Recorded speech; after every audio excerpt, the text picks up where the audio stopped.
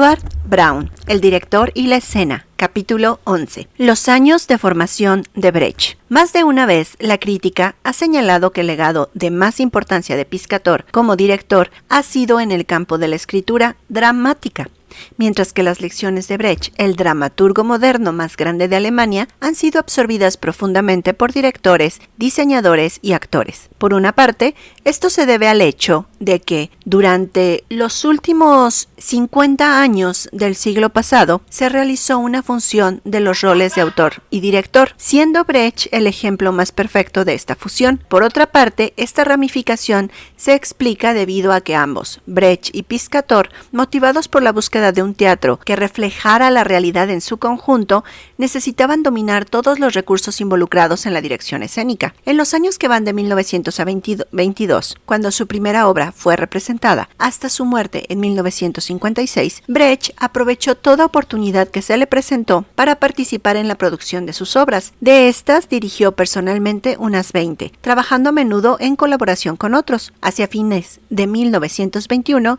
Brecht, a la edad de 23 años, comenzaba a ser reconocido como autor. Su primera obra, Bal, estaba a punto de ser publicada y su segunda obra, Tambores en la noche, había sido aceptada para ser representada por el Teatro de Vanguardia de Múnich. Sin embargo, debido a que la publicación de Bal se pospuso por temor a la censura y la producción de Tambores en la noche se atrasó, Brecht decidió arriesgarse y abandonó sus estudios universitarios en Múnich y se mudó a Berlín. Cuando regresó a Augsburgo, su pueblo natal, durante la Pascua de Resurrección al año siguiente, los resultados de esta iniciativa habían sido escasos. Ningún empresario berlinés se había comprometido firmemente para representar sus obras, y su primer intento como director del drama expresionista Parricida de Arnold Brönnen para la Junge Bühne fue abruptamente cancelado cuando dos de los actores principales abandonaron los ensayos en protesta a los comentarios mordaces de Brecht. No obstante, Brecht abandonó Berlín habiendo establecido importantes contactos y además con el primer borrador completo de su tercera obra, En la jungla. De regreso a Múnich, fue contratado por el Residenztheater y el 29 de septiembre de 1922, Tambores en la noche fue finalmente presentada por Otto Falkenberg. Brecht persuadió a Herbert Igerin, crítico de teatro de Berliner, para que asistiera a la representación. Días después, este escribe: el director Bert Brecht, de 24 años de edad, ha transformado en una sola noche el panorama literario de Alemania. Con Brecht emerge un nuevo tono, una nueva melodía, una nueva visión. Desde Wedekind, ningún dramaturgo había proporcionado una experiencia más devastadora. Un mes más tarde, siendo Igerin el juez, se le otorga el Kleist Prize a Brecht como el joven dramaturgo más destacado del año. Como resultado, se realizaron otras producciones de Tambores en la noche, incluyendo una en Berlín, realizada también por Falkenberg. En mayo de 1923, En la jungla, más tarde retitulada En la jungla de las ciudades,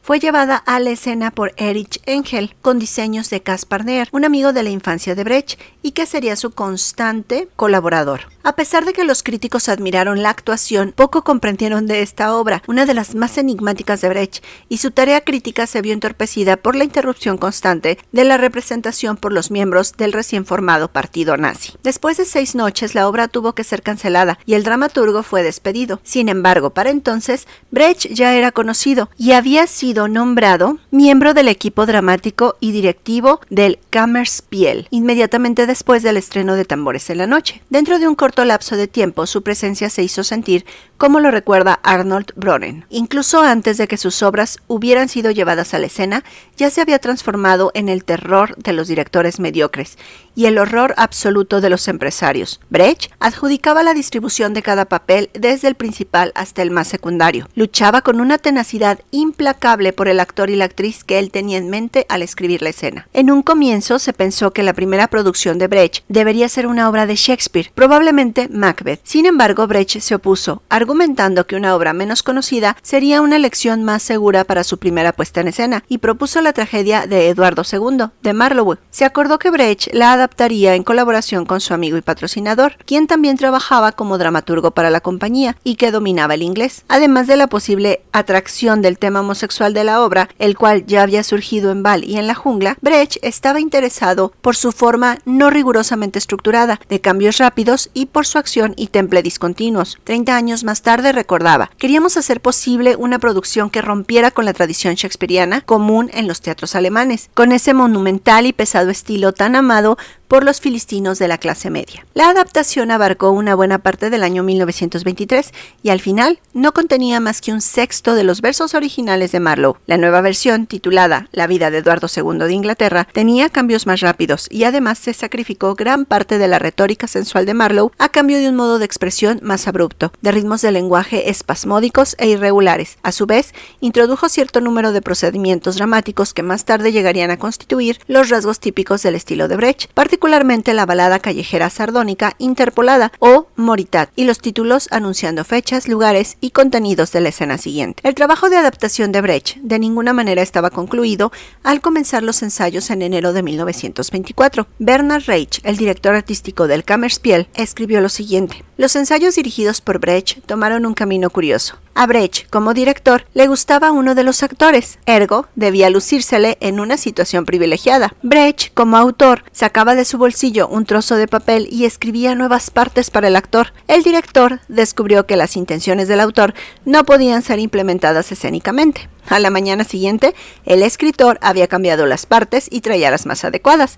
Mientras más próximo estaba el ensayo final, más activo devenía Brecht, pasándole a los actores por encima de las candilejas rollos de papel con nuevas partes. Si alguno protestaba, Brecht lo miraba con la más honesta sorpresa y el actor tomaba el manuscrito y comenzaba a aprender el nuevo texto. Eduardo II tomó 8 semanas de ensayos, el tiempo más largo en toda la historia de la compañía, en parte debido a las reescrituras del texto hechas por Brecht y también a las exigencias de precisión y claridad que requería de los actores. Insistía en que la trama de la obra fuera simple para el público y así pudiera comprender exactamente lo que los personajes estaban diciendo y lo que les estaba pasando. De una forma pedante, afirma Reich, exponía en los ensayos al argumento del drama, los acontecimientos básicos de cada escena, la cadena de acontecimientos. De aquí en adelante, nada tuvo más claridad, cada acción física se realizaba lo más concretamente posible. Por ello, Brecht, al ensayar en Eduardo II la escena donde Baldock entrega a su amigo Eduardo a los soldados enemigos, pasándole un pañuelo que lo señalaba, Brecht objetó la presura y la insignificancia con que realizaba este gesto. Baldock es un traidor, usted debe mostrar el comportamiento de un traidor. Baldock traiciona con brazos abiertos, entregándole el pañuelo a Eduardo, tierna y dócilmente, proyectando ampliamente sus gestos. El público debe darse cuenta del comportamiento de un traidor y por ello prestar atención. Igualmente insistió en que la ejecución de Graveston debía efectuarse con la misma atención por el detalle, profesionalmente, según él. Brecht detuvo a los actores y les pidió actuar correctamente, apretar el lazo y lanzarlo rápidamente a la viga transversal. Los actores, encogiéndose de hombros, hicieron lo posible por seguir las inesperadas instrucciones del director. Brecht los detuvo nuevamente y, negándose a continuar, insistió infatigablemente que debían volver a repetir el ahorcamiento, pero háganlo como expertos. El público tiene que deleitarse al ver cómo ponen la horca en el cuello de un tipo. Brecht consideraba a los actores de teatro popular de ferias como modelos de este estilo demostrativo de actuación y por ello invitó a asistir a los ensayos al famoso payaso Karl Valentin. Fue Valentin quien dio la solución a la representación de los soldados en la larga escena de la batalla. ¿Cuál es la verdad acerca de estos soldados? ¿Qué pasa con ellos?, preguntó Brecht sin saber qué hacer. Ellos están pálidos, asustados, eso es lo que pasa, contestó Valentin. Están cansados, añadió Brecht, y se decidió inmediatamente maquillar los rostros de los soldados con una espesa capa de tiza blanca. Brecht consideró esto como el momento en que el estilo de la producción fue decidido, y años más tarde lo citaría como el momento en que concibió por primera vez la idea de un teatro épico. De cierta forma, esta precisión estilística fue dictada por el pequeño escenario del Kammerspiel y por la proximidad de los espectadores. Brecht y Caspar Neuer se ejercitaron en una simplicidad autoimpuesta con respecto a la creación del decorado. Brecht simplificaba la escenografía. Una habitación era una habitación y el sillón del rey, y de los varones estaban hechos de una tela ordinaria teñida. Los lanceros tenían sacos. La colaboración entre Brecht y Neuer, interrumpida por el exilio de aquel entre 1933 y 1947, constituyó la base del trabajo teatral de Brecht. El notable enfoque de Neuer se adaptaba excelentemente a la percepción que tenía Brecht del comportamiento humano, de sus relaciones sociales y de su medio ambiente. Sus diseños contribuyeron notablemente a la concretización de las imágenes de Brecht. Este sostuvo en 1951 sobre Neuer. Sus escenografías son afirmaciones significativas de la realidad. Estas constituyen un enfoque totalizador y audaz, sin permitir que nunca un detalle superfluo del decorado lo aparte de lo que desea expresar, expresión que es artística e intelectual. Al mismo tiempo, todo tiene belleza y el más mínimo detalle es realizado con amor. Ninguno de sus edificios, patios, talleres o jardines dejan de mostrar las huellas, por decirlo así, de la gente que los construyeron o que vivieron aquí. Hace visible la habilidad manual y el conocimiento de los constructores y el modo de vida de los residentes. En sus diseños, nuestro amigo siempre comienza con la gente misma y lo que les está pasando y lo que están viviendo. No busca decorados enmarcados o telones de fondo, sino construye el espacio para que el pueblo lo viva. Es un gran pintor, pero sobre todo es un gran narrador y sabe mejor que nadie que lo que no contribuye a la narración la daña. Brecht y sus colaboradores, al insistir en la concreción y en la claridad narrativa en Eduardo II, reaccionaban, por una parte, contra la monumentalidad operática con que usualmente se escenificaba a los clásicos en el teatro alemán y por otra, contra las abstracciones idealistas de los expresionistas. Erwin Faber describe este estilo como naturalista, pero muy lejos de querer expresar con ello la creación de una ilusión realista. Lo que tiene en mente es el énfasis en el detalle significativo de causa y efecto, ejemplificados en los casos citados como la tradición de Eduardo y la ejecución de Gaveston. En este sentido, Brecht no era sino un naturalista, tanto estética como filosóficamente. Así, Eduardo II tuvo una importancia capital en el desarrollo de Brecht, puesto que contenía muchas de las semillas de lo que sería su concepción particular de teatro épico. El estreno tuvo lugar el 18 de marzo de 1924, solo 2 meses antes de Banderas, la primera producción mayor de Piscator en Berlín. Sin embargo, a pesar de que Brecht aprendería mucho de Piscator en el futuro, en ese momento su deuda con él era mínima. Aunque la futura estrella de cine Óscar Homolka, quien hizo el papel de Mortimer, actuara incoherentemente bajo los efectos del alcohol en la primera representación, esta fue recibida calurosamente por el público y algunos críticos la reconocieron como un progreso significativo en la técnica escénica. Mientras Julius Babb objetaba la sensación que producía Brecht,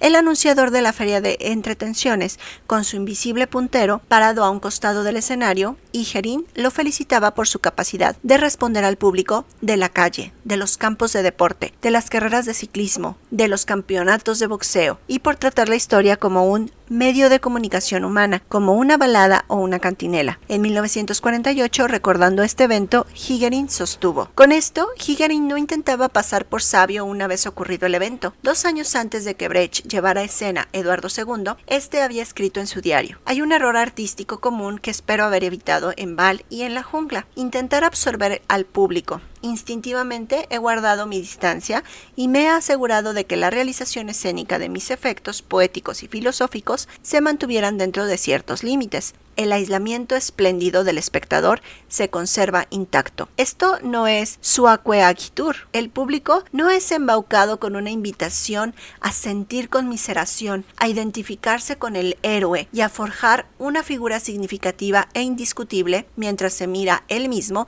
en 2 versiones simultáneas. Hay un tipo de interés más elevado que resulta al hacer comparaciones, comparar lo que es diferente, sorprendentemente imposible de aceptar como una totalidad. En septiembre de 1924, Brecht se marchó a Berlín para asumir el cargo de dramaturgo en el Teatro Reinhardt, a pesar de que allí no hizo más que mirar producciones y recibir su salario. En La Jungla y Eduardo II se habían estrenado en diciembre en la capital y Brecht trabajaba en su próxima obra, Un hombre es un hombre, cuyo primer borrador, de los muchos que hizo, le llevó buena parte del año. A pesar del talento que había mostrado en Eduardo II, tuvo que esperar casi 2 años antes de que se le presentara otra oportunidad de dirigir. La obra resultó ser una versión considerablemente abreviada de Bal, ahora titulada La historia de la vida de un hombre llamado Bal. Despojada de su atemporalidad expresionista y situada en el periodo entre 1904 y 1912, teniendo como marco de fondo la tecnología en desarrollo, Bal es ahora un mecánico de Augsburgo, vuelto poeta en vez del simple funcionario de la primera versión. La obra fue representada por el mismo Brecht, quien cantaba el himno de Bal el Grande, A la producción, descrita como una biografía dramática, se le dio un formato épico, encabezando las escenas con títulos sobre los hechos, anunciando fechas, lugares y acontecimientos. Todo esto diseñado para conferirle a la acción un carácter de auténtico documental. La producción, con Óscar Homolka como Val, fue presentada en la matiné de un solo domingo en febrero de 1926, bajo los auspicios del Junge Bühne. La representación produjo los escándalos predecibles de parte del público y fue extensamente reseñada por los críticos berlineses. El crítico Johannes Harnisch, del periódico de derecha Der Monton, vio en esta representación un claro signo de la degeneración de la cultura alemana de aquel tiempo y apelaba a las autoridades prusianas a poner fin al teatro utilizado como institución de contaminación política. Sin embargo, Brecht encontró pocas posibilidades de explotar el teatro establecido, al menos como funcionaba en aquel entonces. Días antes del estreno de Val, publicó un artículo titulado Más y mejor deporte, donde escribió: hoy en día no hay ningún teatro que sea capaz de invitar a sus representaciones a personas que declaran entretenerse escribiendo obras, y mucho menos esperar de ellas que sientan la necesidad de escribir una obra para el teatro. Ellos, a simple vista, pueden darse cuenta de que no hay ninguna posibilidad de entretenerse con esto. Aquí no hay nada para nadie, no hay deporte. Una obra es simplemente irreconocible cuando ha pasado a través de esta máquina de salchichas. Si venimos y decimos que tanto nosotros como el público pensamos que las cosas deben ser diferentes, por ejemplo, que estamos a favor de la liviandad, sequedad, objetividad, entonces el teatro responde inocentemente. Esas pasiones que ustedes han señalado, mi estimado señor, no existen en el pecho viril de ningún hombre elegante. Brecht buscó constantemente vías para superar el efecto paralizante de las convenciones teatrales. En diciembre de 1926, en Frankfurt, convenció al director de su obra en un acto, El Casorio, más tarde titulada Un matrimonio respetable, para que la llevara a escena en un ring de boxeo. Durante el verano siguiente colaboró por primera vez con el compositor Kurt Weill en la producción de una obra para el Festival de Música de Cámara en Baden-Baden, llamada Mahagoni, subtitulada como Songspiel. Era una escenificación dramatizada de 6 poemas de Brecht, publicados recientemente en su colección titulada Devociones del Hogar, descrita en una nota del programa como una obra épica que simplemente saca conclusiones de la irresistible decadencia de nuestras actuales clases sociales. Mahagoni también se representó en un ring de boxeo, con proyecciones de los dibujos de Caspar Ner. La música de Weill, sostuvo Brecht, precisamente porque funciona de una forma puramente emotiva y no evita ninguno de los usuales estímulos narcotizantes, tuvo como función exhibir las ideologías burguesas. Para entonces, Brecht se había dedicado por varios meses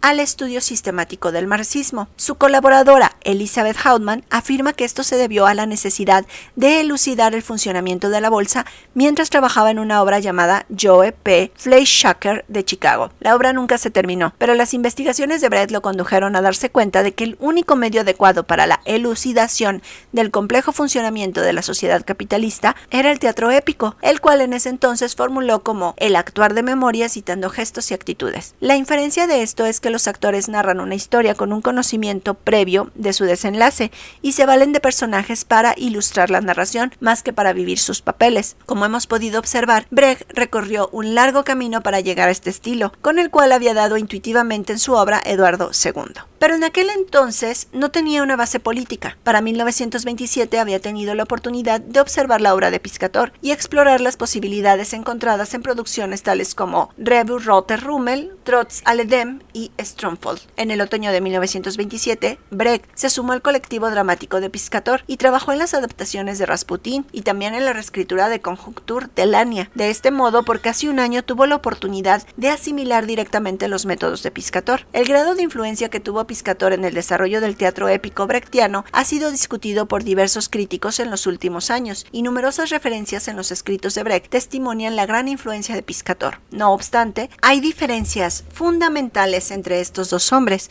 los cuales contribuyen a explicar por qué los proyectos de Piscator de llevar a la escena las obras de Brecht no llegaron a materializarse y por qué nunca colaboraron juntos en los años 50, cuando ambos habían regresado a Alemania. En 1955, Piscator resumió sus diferencias en una nota en su diario. B. El punto de partida de Brecht es una sucesión episódica. El de Piscator es la fatalidad política. Brecht lo muestra en miniatura. Piscator en gran escala ha querido comprender el destino como un todo, mostrando cómo ha sido creado por el hombre y cómo luego lo sobrepasa. En una ocasión le escribió a Brecht: por mi parte, no creo que ningún otro escritor haya comprendido como tú la concepción que yo tenía del teatro. En otra oportunidad hizo el siguiente comentario: Brecht es mi hermano, pero nuestras opiniones acerca de la totalidad difieren.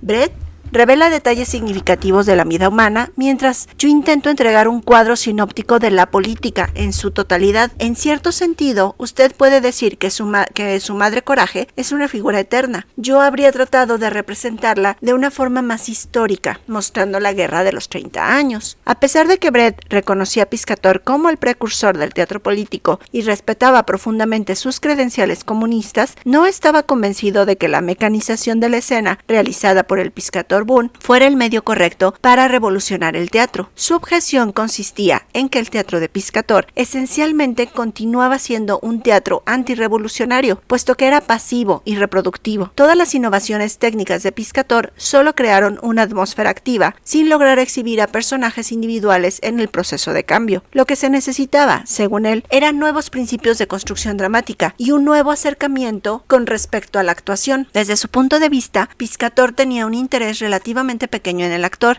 y de aquí que no tuviera ninguna posibilidad de cambiar la naturaleza de la comunicación entre el actor y el espectador. Piscator estaba muy consciente de la necesidad de elaborar una actitud más científica, de conciencia política, con respecto a la actuación, pero nunca pudo atacar sistemáticamente este problema. Por otra parte, tenía tantos deseos como Brecht de lograr una nueva y activa relación con el público, como lo demuestran sus esfuerzos en 218 y en Tai Jan Despierta. Sin embargo, la gran influencia que tuvo Piscator ha sido recientemente reconocida en toda su dimensión. Alrededor de 1940, Brecht escribió: en La compra de bronce, la transformación del teatro en política fue sobre todo un logro de Piscator, sin el cual el teatro del Augsburgués difícilmente podría haberse concebido. Piscator había anunciado el estreno de Joe P. Fleischhacker con el nuevo título de Trigo para la temporada de 1927-1928, pero en la primavera de 1928 les encargaron la ópera de 3 centavos, adaptada libremente por Brecht y Weil de la ópera de los mendigos de John Gay, para la reapertura del abandonado teatro. La esposa de Weil, Lotte Lenya, y la Jenny original de la obra describen los agitados y difíciles meses que culminaron en un éxito total e inesperado durante la primera noche del 31 de agosto de 1928. La producción se presentó continuamente por más de un año y llegó a ser la obra más aclamada del repertorio alemán de los años 20. Con ello, Brecht y Weil se hicieron de una reputación internacional, al igual que el director Erich Hengel, Caspar Neher, el diseñador de Brecht, y algunos miembros del elenco, especialmente Lotte Lenya. ¿Hasta qué punto el elegante público que asistió masivamente a la ópera de 3 centavos se dio cuenta del ataque lateral a la corrupción política de Alemania de Weimar? Es cuestionable. Ernst Joseph, el afortunado empresario que encargó la obra, se refirió a esta como una opereta literaria con destellos de crítica social, mientras el órgano del Partido Comunista comentaba: ni un ápice de sátira social o política modernas, pero en conjunto una ensalada alegre y entretenida. No obstante, lo que nadie puso en duda fue la importancia para el teatro que tuvo esta producción, en la cual Brecht, Weil, Engel y Neher trabajaron estrechamente, tanto en términos de la función de la música como en los de la puesta en escena. Representaba un progreso significativo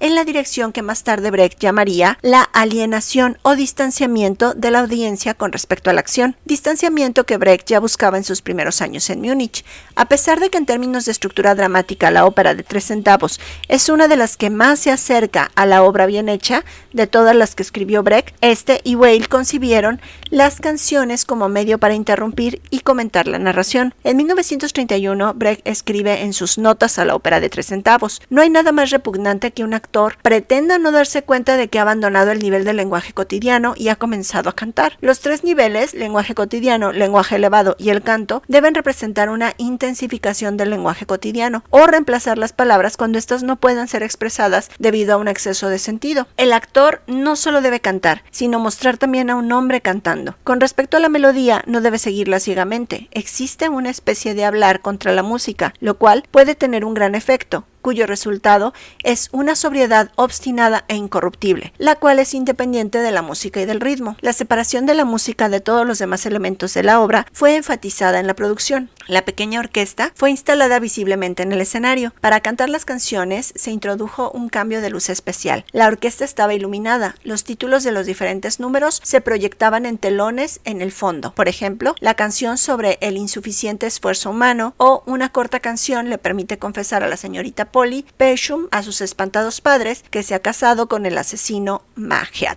Los actores también cambian de posición antes de que el número comience. Con respecto a la escenografía, escribieron: Neher construyó un órgano de vapor gigantesco en el fondo del escenario y lo iluminaba para el Moritat. Pintó los títulos de las escenas proyectados en papel secante imitando dibujos de niños e introdujo en ellos la cabeza de un caníbal cuya semejanza con la pintura de Klee no podía dejar de ser notada incluso por los ojos más inocentes. Algunos accesorios de la escenografía eran enrollados en el escenario que subían y bajaban. De hecho, había 2 telones en el fondo del escenario, los cuales subían y bajaban del órgano a vapor, y una media cortina blanca hacia el frente del escenario colgaba en un cable visible y de 8 pies de altura, de modo que el público pudiera avistar algunos de los preparativos para la escena a representarse. Los títulos de las escenas, hechos con dibujos de niños, se proyectaban en la cortina frontal, la cual se abría para descubrir la acción, mientras que los telones de fondo del escenario se empleaban para mostrar una sinopsis de los acontecimientos de la escena a representarse, y para mostrar los títulos y los textos de las canciones mientras eran cantadas. Desde este momento, tanto la media cortina blanca como los telones llegarían a ser rasgos permanentes del estilo de producción brechtiana. Su deuda a Piscator fue notada por los críticos, pero como señalaría Brecht años más tarde, había una diferencia importante. En las producciones de Piscator o en la ópera de 3 centavos, los elementos educativos eran inherentes, no construían una consecuencia orgánica del todo,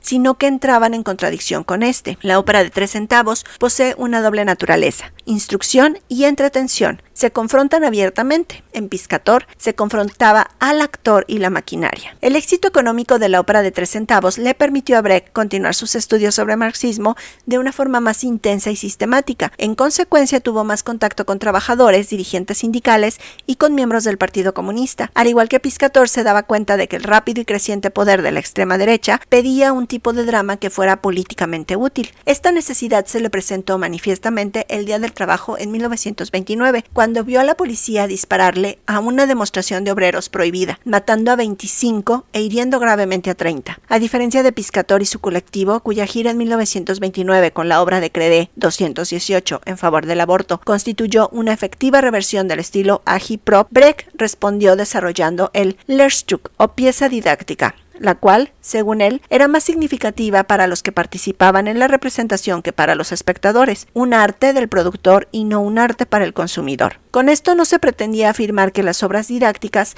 fueran escritas sin considerar las exigencias del público, sino que su estilo analítico intentaba provocar el debate de problemas específicos planteados por el comunismo, más que movilizar al público a la acción, lo cual era más bien el propósito de Piscator y del movimiento teatral obrero en general. En total, Brecht completó 7 Lehrstücke, 4 de ellos llevados a la escena por él mismo entre 1929 y 1930. Los representaron como si se tratara de un concierto. Había una orquesta, cantantes y ejecutantes, y a veces el director compartía con todos aquellos el mismo escenario. La acción era puntualizada con el empleo de carteles y títulos proyectados.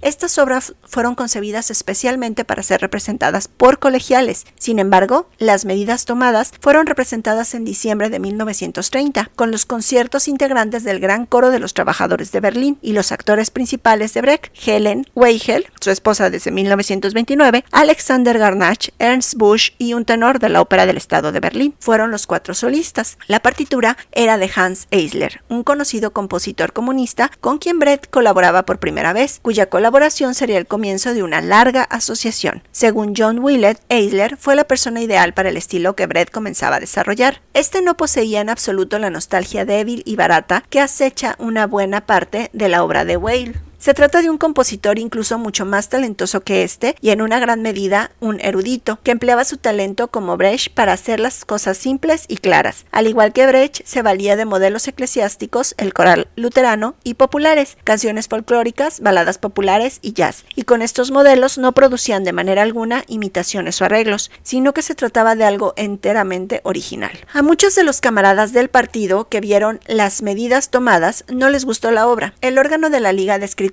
Proletariados Revolucionarios censuró a Brecht por su evidente falta de experiencia revolucionaria. Uno tiene la impresión de que él no adquiere su conocimiento de la práctica, que simplemente lo deduce de una teoría. El análisis irreal de las premisas conduce a una falsa síntesis de sus conclusiones políticas y artísticas. Todo esto refleja una actitud abstracta con respecto al saber múltiple y complejo del partido, saber que ha sido deducido de la práctica. Brecht había de responder triunfalmente un año más tarde con su adaptación de la novela La Madre, de Gorky, pero al mismo tiempo continuó trabajando de forma parábola, situadas en tierras fantásticas y exóticas, productos de su propia imaginación, con los cuales confrontaba al público en un plano más estético que ideológico. Final feliz, su inverosímil fantasía de gángster y el Ejército de Salvación, situado en el Chicago moderno, fue un fiasco al llevarla a la escena inmediatamente después de la ópera de los 3 centavos, en agosto de 1929, lo cual condujo a repudiarla de inmediato. No obstante, el Apogeo y caída de la ciudad Mahagony,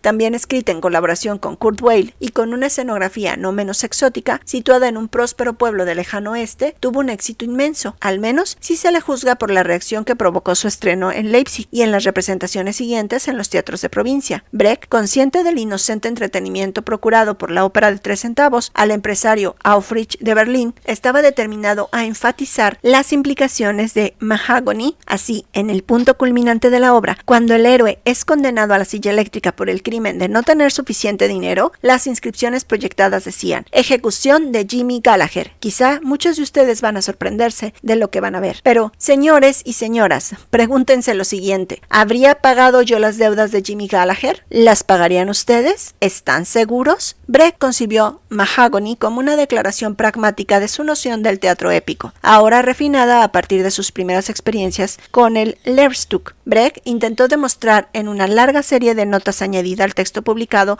cómo la ópera podría ser más que un puro medio de placer, transformándola en un objeto instructivo, a través de la desarticulación de todos los componentes de la obra de arte integral. Técnicamente hablando, cuando el contenido llega a ser un componente independiente, el texto, la música y la escenografía adoptan actitudes con respecto a aquel, una vez que la ilusión es sacrificada por la discusión libre y que en vez de permitírsele al espectador vivir una experiencia, se le fuerza, por decirlo así, a decidir. Entonces se produce un cambio que va mucho más allá de algo puramente formal y que comienza por primera vez a incidir en la función social del teatro. Pero los críticos de izquierda mantuvieron una actitud escéptica con respecto al énfasis que Brecht ponía en la forma teatral como medio fundamental de hacer reaccionar a la audiencia. Después del estreno de Leipzig, Kurt Chukovsky escribió: la vida no es así. Ni siquiera en el Klondike de antaño, ni tampoco en los Estados Unidos de hoy. Su relación con Alemania de 1930 es marginal. Se trata de una Baviera estilizada. En febrero de 1931, Brecht emprendió un ataque aún más violento contra lo que él llamaba el teatro culinario, por incitar a la gratificación sensual de la audiencia. En el momento mismo en que el Berlín incautamente le permitió dirigir una versión muy revisada de una de sus obras anteriores, Un hombre es un hombre, siguiendo la tesis de la obra, esto es, que la personalidad humana puede ser desmantelada y ensamblada como el motor de un automóvil, la producción adoptó un enfoque drásticamente diferente con respecto a la representación de personajes. El incierto lugar de Kilcoa Barracks en India, bajo el Rajá británico, fue presentado por Brecht y Neher en el estilo que les era característico: una escenografía fragmentada, títulos proyectados, más una enorme caricatura del soldado Galigai y una mitad de cortina constituyendo los elementos estrictamente necesarios para narrar la historia. La representación de la Armada británica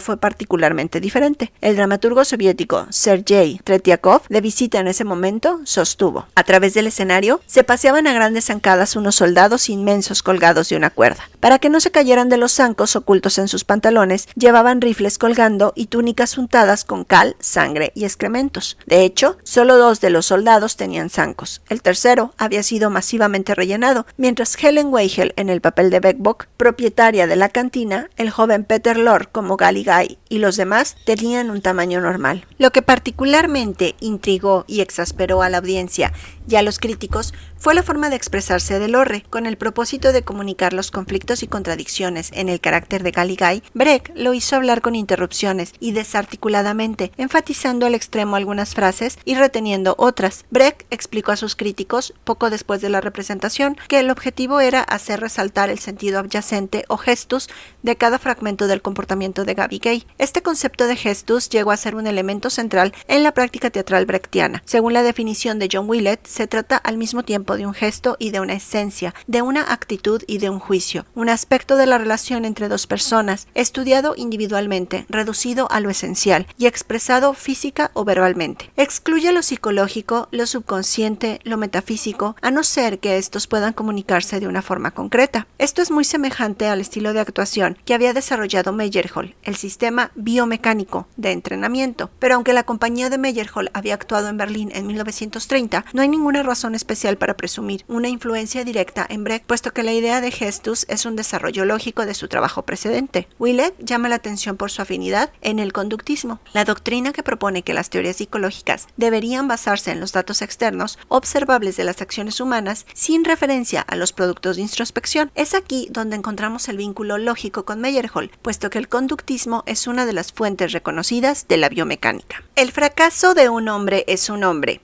que solo se representó 6 noches, no se debió necesariamente a sus osadas innovaciones. Desde un punto de vista formal, aunque fue extensamente revisada, seguía siendo una obra temprana de Brecht, plagada de excentricidades absurdas que poco contribuían a desarrollar el argumento central de la personalidad humana. Sin embargo, esto no quita que para Brecht la producción de la obra no haya tenido importancia. Por primera vez había aplicado sistemáticamente a la actuación el principio de teatro épico, pero no habría de usar el concepto de alienación para describir su técnica hasta 1935, cuando visitó Moscú. Con un hombre es un hombre, la técnica en todos sus elementos, con excepción del nombre, ya estaba lista para ser refinada en sus producciones de posguerra. Más tarde, en 1931, Brecht emprendió 2 proyectos en una dirección contraria a Un hombre es un hombre, con respecto a la concreción del estilo y del argumento. El primero fue un guión escrito con Ernst Oswald para la película Cool Wampe, un semidocumental sobre la vida de la clase trabajadora de Berlín, terminada en mayo de 1932. El segundo guión fue su obra de teatro La Madre, donde describe el desarrollo de la conciencia revolucionaria y del activismo de una mujer de la clase obrera en relación a los acontecimientos ocurridos en Rusia entre 1905 y 1917. Esta pieza, libremente adaptada de la novela de Gorky, fue escrita en colaboración con Zlatan Dow, Gunther Weinsborg y Hans Eisler. La Madre fue el concepto más desarrollado de Brecht. Al respecto sostuvo, el propósito era enseñar ciertas formas de lucha política. Se dirigía principalmente a las mujeres, demostrando la lucha revolucionaria y legal. Semejante demostración no pudo ser más que oportuna. En 1932 habría 6 millones de desempleados en Alemania, y en las elecciones de julio, los nazis constituyeron el partido más numeroso en el Reichstag, con 230 representantes, mientras que el KDP solo tenía 89. Al no tener mayoría, se llamaron a nuevas elecciones en noviembre, y los nazis perdieron 34 representantes y el KDP ganó 11. Originalmente la dramatización de La Madre había sido encargada por el Volksbund, pero se canceló al descubrir la participación de Brecht, puesto que el Volksbund no lo consideraba políticamente aceptable. En su lugar, la obra fue tomada por el Grupo de Jóvenes Actores, una compañía que nació del estudio Piscator, la cual, desde 1928,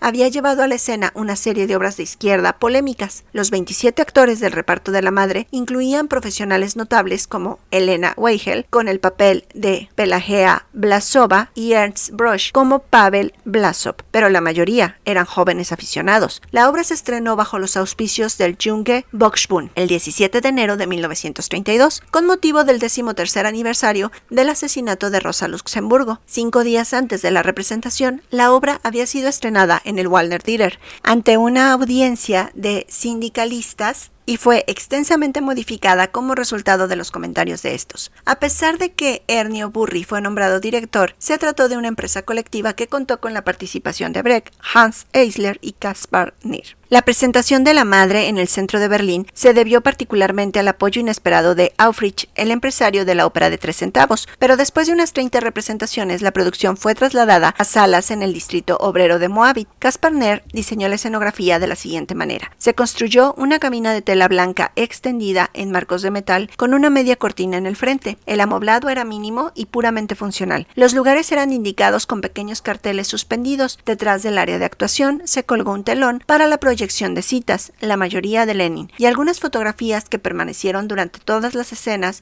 mostrando el gran movimiento de ideas en el cual ocurrían los acontecimientos. Una vez más, había semejanzas evidentes con la reciente obra de Piscator, que habría sido llevada a la escena 12 meses antes. Además, se asemejaba a las obras de teatro de trabajadores. Brecht escribió al respecto. La producción presentaba algunas características del teatro agitprop de estos días: situaciones esquemáticas y coyunturales, canciones y coros dirigidos al público, dramaturgia que vinculaba escenas y canciones libremente. A pesar de que la obra y la producción tenían mucho de teatro agitprop, era, no obstante, distinta a este. Mientras que la tarea del teatro agitprop consistía en estimular la acción inmediata y estaba sujeta a los cambios producidos en la situación política, La Madre quería ir más allá y enseñar las tácticas de la lucha de clases. Además, la obra, como la producción, mostraban a gente real y el proceso de desarrollo, una historia genuina desarrollándose en la obra, y de esto es lo que normalmente carece el teatro agitprop. De este modo, el estilo de La Madre combinaba una expresión explicativa y fría con un discurso dirigido directamente al público, como en los primeros Lehrstück, con sus personajes tridimensionales que se desarrollaban a través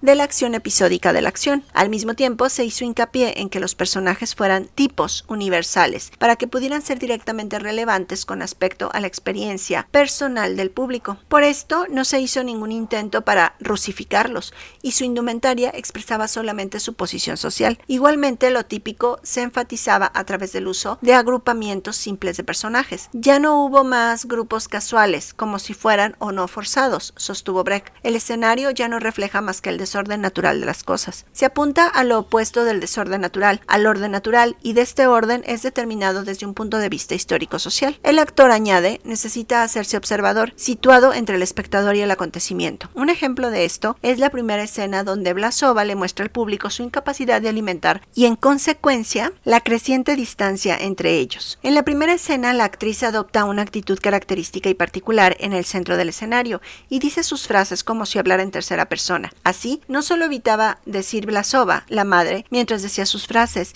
sino que también impidió que el espectador se ubicara en una habitación particular como el hábito y la indiferencia lo señalaban, imaginándose a sí mismo como un testigo invisible y el mirón disimulado de un acontecimiento íntimo y único. Lo que hizo, en vez, fue presentarles abiertamente a los espectadores a la persona que ellos veían actuar y ser actuada por algunas horas. Otra escena fue la 5, el informe de 1 de mayo de 1905, donde el trabajador Smilhin es baleado por la policía mientras dirigía una manifestación. La manifestación del Día del Trabajo se expresó como si los participantes estuvieran en una corte policial, pero al final el actor que hacía de Smilhin señala su caída arrodillándose. La actriz que hacía de madre se detiene durante sus últimas palabras y toma la bandera que éste había dejado caer. La música de Eisler jugó un papel decisivo en la producción. Había 10 canciones, numerosos coros, solistas y una banda que incluía trompetas, trombones, tambores y un piano, situados esta vez frente al escenario. Brecht sostuvo que el estilo diseñado para inducir al espectador a una actitud crítica se concentró en apartarse del estilo drogadíctico general ejercido por los espectáculos musicales burgueses. La música de Eisler no puede ser de ninguna manera considerada simple. Como música es relativamente complicada y no puedo imaginarme ninguna otra música más seria. De una forma notable, facilita cierta simplificación de los problemas políticos más difíciles, cuya solución es de vida o muerte para la clase obrera. En el corto trozo en que se rebate la acusación de que el comunismo conduce al caos, el gesto amigable y explicativo de la música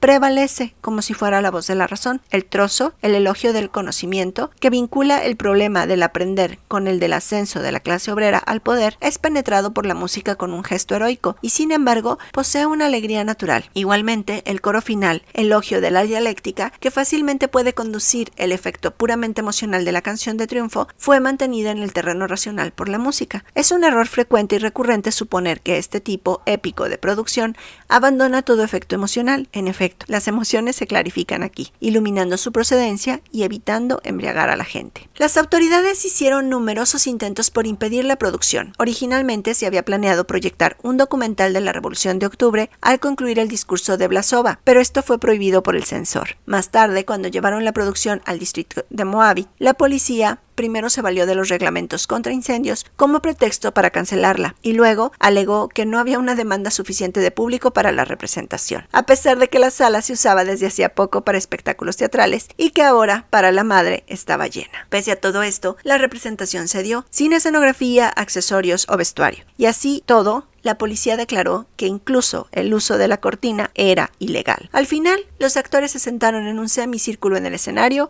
y recitaron sus papeles. Herbert Igerin sostuvo que, incluso en esta forma limitada y abreviada, el público respondió afirmativamente al problema de la necesidad de realizar la representación. La intervención de la policía inadvertidamente había dado toda una nueva dimensión a la presentación, apoyando de este modo el argumento de Brecht que los personajes pueden ser más efectivos al ser demostrados que encarnados. Brecht hizo algunos comentarios acerca de las diferentes reacciones con respecto a la producción. Como el público en algunas de las representaciones eran enteramente burgués y en otras, la mayoría eran solamente trabajadores, pudimos tener una idea exacta de la diferencia de sus respectivas reacciones. La diferencia era enorme. En los lugares donde los trabajadores reaccionaban de inmediato ante los cambios más sutiles del diálogo y aceptaban sin problemas las premisas más complicadas, el público burgués tuvo dificultad en seguir el trayecto de la narración y no entendió su sentido esencial. El trabajador no se sintió desalentado por la extrema aridez y comprensión con que fueron esquematizadas las diversas situaciones, sino que de inmediato se concentraron en lo esencial, en cómo se comportaban los personajes. Las mujeres trabajadoras fueron las que reaccionaron con una especial intensidad. De hecho, la reacción de todos ellos fue política, desde el comienzo hasta el final. Los encopetados miraban con una cara aburrida y con una risa estúpida que los hacía verse realmente cómicos. Estos echaban de menos las delicadezas emocionales y los embellecimientos a los que están acostumbrados. Esta vez, Brecht tuvo éxito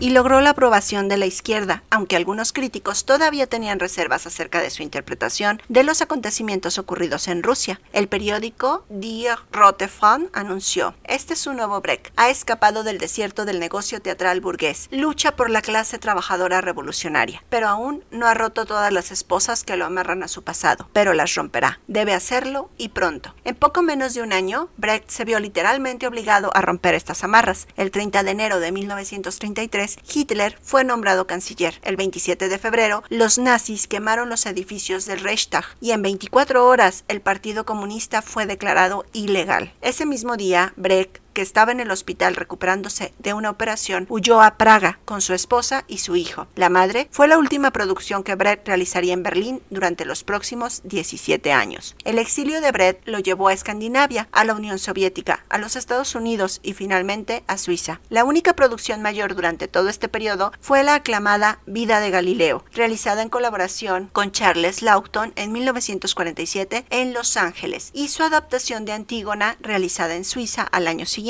Sin embargo, en este periodo de exilio, Brecht escribió virtualmente casi todas sus obras mayores, un número importante de obras teóricas y numerosos poemas. Cuando regresó a Berlín con su esposa en octubre de 1948, Brecht tenía una idea clara del tipo de teatro que deseaba establecer, principalmente gracias a la experiencia que había adquirido antes de 1933. No es que pensara que su método estaba acabado. De hecho, y como los testimonios diversos escritos suyos, todas las producciones continuaron siendo un proceso de aprendizaje, con Brecht aparentando conocer menos que nadie el libreto y aceptando sugerencias de cualquier procedencia artística u otra. Al fundarse el Berliner Ensemble en 1949, los ensayos fueron abiertos al público y Brecht le dio una importancia absoluta a la reacción de este, reescribiendo y cortando despiadadamente su propio libreto para evitar el aburrimiento o la oscuridad. La palabra del escritor, sostuvo, es sagrada mientras sea verdad. Gracias al apoyo masivo del Estado, el ensamble podía dedicarse durante un año a la preparación y ensayos de cada nueva producción, empleando la mayor parte del tiempo en la clarificación de la narración